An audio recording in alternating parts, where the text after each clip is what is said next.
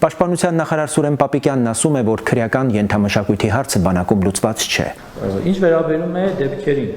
ասել, որ զինված ուժերում այս հարցը ամբողջապես լուծված է, մենք հեռու ենք դրանից եւ ես ոչ միայն ձեռնպահ կմնամ, այլև կհերքեմ, որ զինված ուժերում այս հարցը լուծված է։ Բայց միայն ախտորոշմամբ հարցը չի փակվում։ Բանակը պետք է դառնա պետության զարգացման առանցք, մտածողության, կրթության, տեխնոլոգիայի, բարեվարկության իսկական գործարան։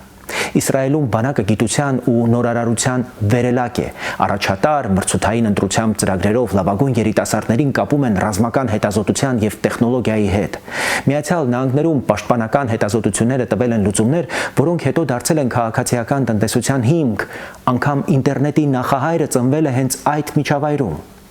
Էստոնիան կիբերպաշտպանությունը կառուցել է կամավոր ՏՏ մասնագետների ներգրավմամբ պետություն մասնավոր սեկտոր 1 թիմի տրամաբանությամբ։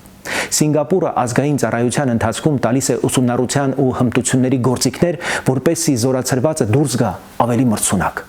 Հայ զինվորը բանակից պետք է դուրս գա ոչ միայն կրակելու պատրաստ, այլ աշխատելու պատրաստ, ֆիզիկապես առողջ, կարգապահ, բարևարք եւ առնվազն 1-2 կիրառելի մասնագիտությամբ։